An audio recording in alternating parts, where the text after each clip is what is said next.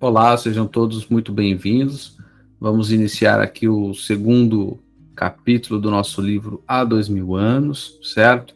Então, para quem estiver vendo aqui essa versão gravada, fica o nosso convite para acompanhar aqui os nossos comentários no ao vivo, né? No momento aí que a gente faz toda sexta-feira à noite.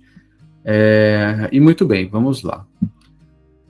O capítulo 2 chama-se Um Escravo, né?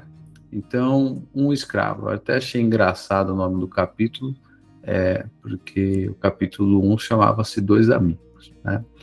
Aqui, só para a gente contextualizar. Então, no primeiro capítulo, teve o Públio falando com o Flamínio sobre aquele sonho, né? A sua dúvida, a sua dor como pai ali sobre a doença da filha Flavinha, e Flamínio sugere para ele uma viagem, mas ele falou, olha, agora eu não posso viajar porque a gente está esperando o segundo filho. E aqui, o segundo capítulo, a gente vê que o filho já nasceu, então tem pelo menos aí um ano, mais ou menos ali, de distância entre o capítulo 1 e o capítulo 2, certo? Aqui a gente está mais ou menos no ano 32, né?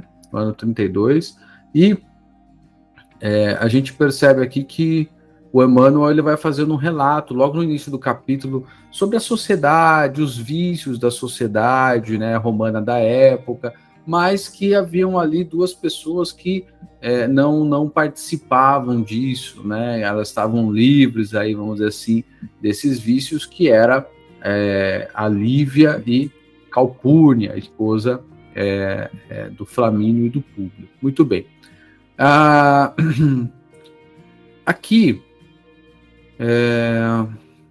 elas estavam conversando sobre a viagem, os preparativos para a viagem até Jerusalém, né? E eu coloquei no Google Maps ali, só para a gente ter uma ideia assim, entre Roma e Jerusalém são 3.200 quilômetros, 42 horas de carro ou 24 dias a pé. Né? Então, na época deles, a gente percebe aí que era uma viagem longa.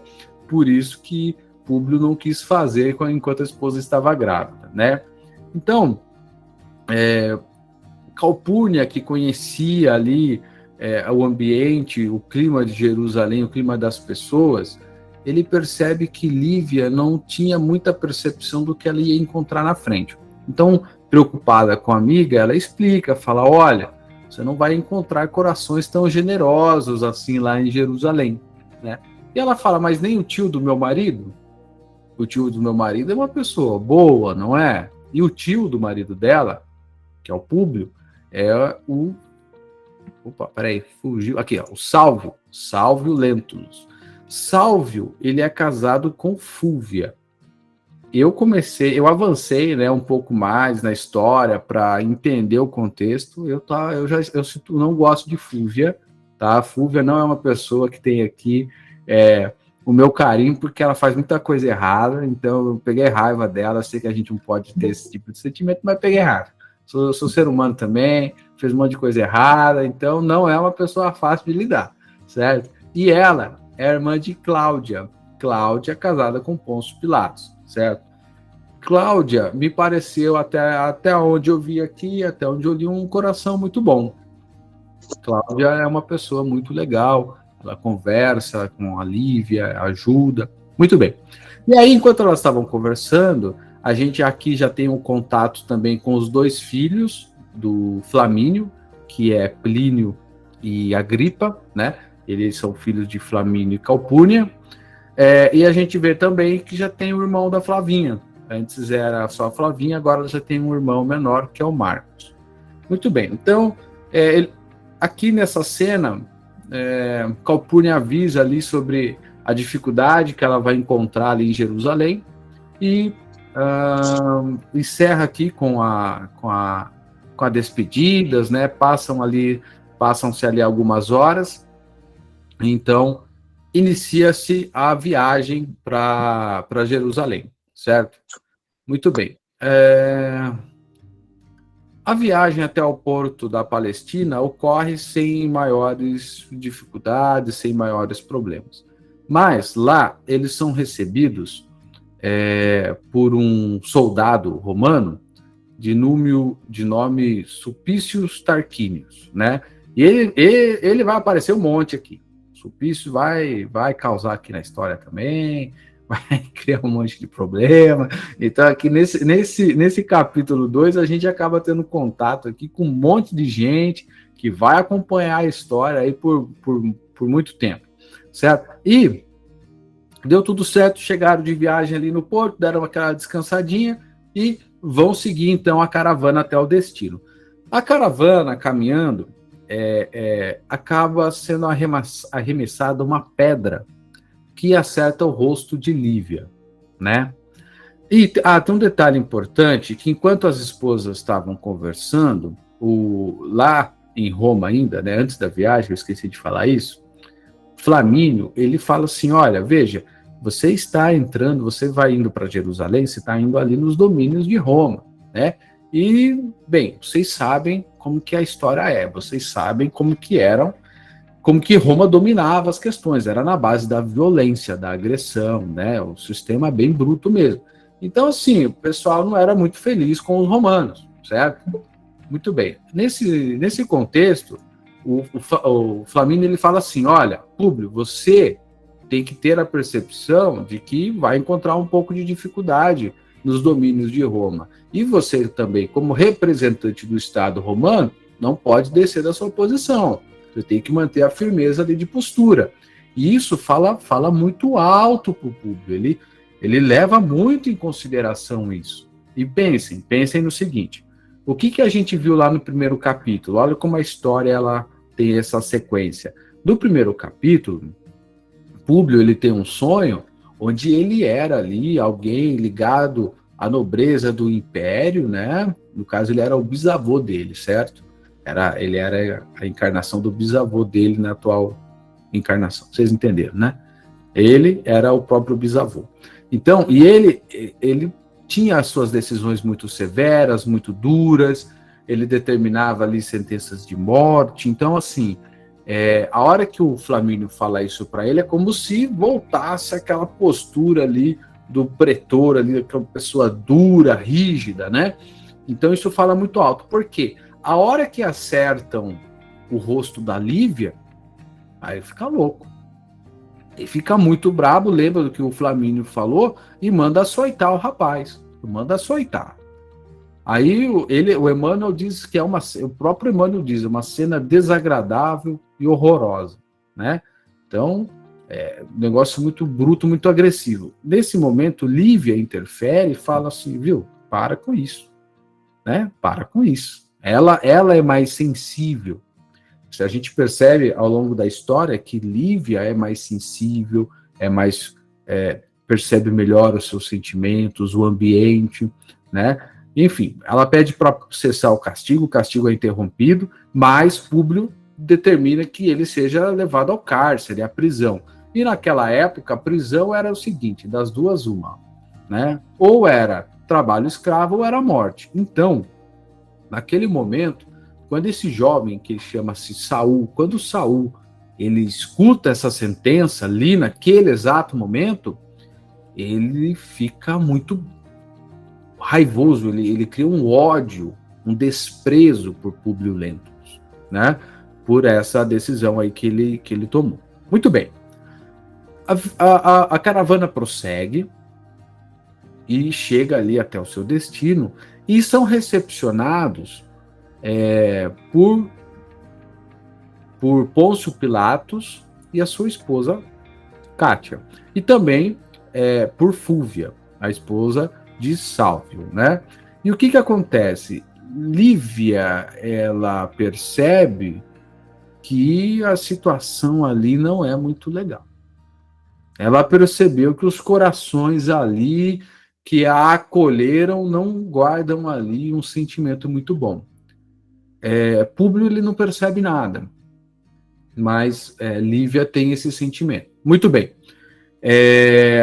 Tanto que, por exemplo, quando ela vai apresentar a filha dela, a Flavinha, que estava com diagnóstico de lepra, Fúvia se afasta e afasta a filha Aurélia também. Então, nitidamente, ela tem uma repulsa pela condição clínica da menina, certo? É uma deselegância, mas tudo bem. Não gostei dela mesmo, e não é nem por isso. Não é nem por isso. Mas eu não quero ficar viciando a opinião de vocês também dessa maneira, tá? Muito bem. Aí o que acontece? Eles se despedem e Públio Lentulus vai, então, ali exercer o seu ofício ali em Jerusalém. Muito bem. Ele estava lá e ficou sabendo... não, ele estava lá e recebeu André de Gioras. André de Gioras é quem? O pai do Saul de Gioras, que é aquele rapaz que jogou a pedra em Lívia, certo? E ele vem interceder. Ele vem interceder pelo seu filho, explicar que o garoto foi imaturo, que não há nada que justifique o que foi feito. Ele sabe que o que foi feito é errado, mas ele fala: olha, é meu primogênito, né? Eu tenho esperanças nele. E assim, ele está no cativeiro perpétuo, ou seja, sabe, né? Ele não falou isso, mas quando ele fala cativeiro perpétuo, é porque sabe que não ia sair de lá. Muito bem. Mas, novamente, Públio, ele entende que como integrante ali de Roma, como um romano, ele tem que manter ali no papel de senador a sua decisão e defender a sua decisão, porque quando ele se manifesta é a manifestação da justiça. Então, nesse tipo de pensamento, nessa inflexibilidade de agir, eles acabam discutindo e só que assim, no íntimo dele, a gente percebe que ele fica assim entre um sentimento muito difícil, porque no íntimo dele, ele pensa ele pensa de uma maneira diversa. Ele pensa assim: que pai que não gostaria de ficar junto ao seu filho, né? Então ele entende a severidade da decisão, ele entende as consequências da decisão, mas ele não flexibiliza. Ele mantém aquela decisão dura, eles acabam discutindo e, bem, ganhou um outro inimigo, né? André de Gioras sai de lá, revoltado por não ter conseguido libertar o seu filho, jura vingança, né? Tem um olhar de desprezo. Então, assim, só aqui ele já está com dois inimigos, né? O pai e o filho já são inimigos dele aqui. Muito bem, depois de um tempo, ele estava saindo ali, indo embora, e tomou ali o conhecimento de que Saul havia fugido da prisão. Então, Saul havia fugido. Naquele momento, ele sentiu a sua consciência mais leve, porque saberia que um destino melhor aguardaria ali, né, estaria reservado para Saul. Mas essa era a esperança e o pensamento dele, porque, na verdade, Saul foi capturado e foi vendido depois como escravo, certo?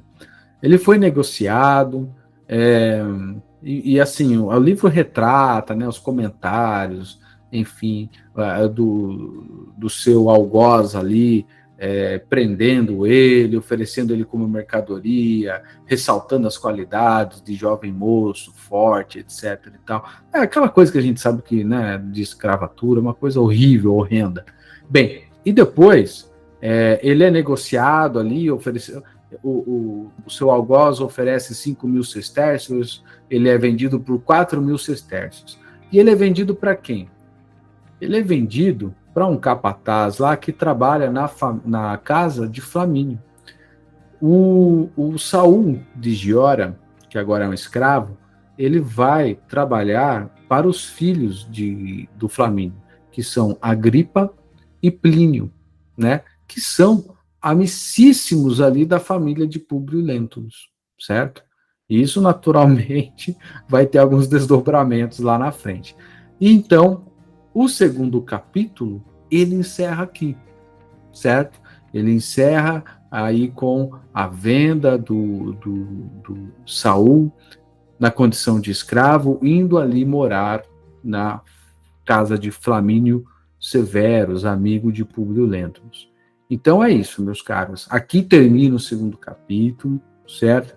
E aí agora eu vou encerrar aqui a nossa gravação. Na semana que vem tem mais vídeos aí sendo postados. Reforço o convite para quem está vendo o vídeo, para que participe também aqui do ao vivo, né? Porque é nesse momento que, após aqui o vídeo, a gente faz os comentários, cada um traz aqui o seu ponto de vista, é muito enriquecedor, né? Para a gente aprofundar aqui o conhecimento na obra, tá? Então, é isso, vou encerrar aqui a gravação e a gente dá sequência aos comentários.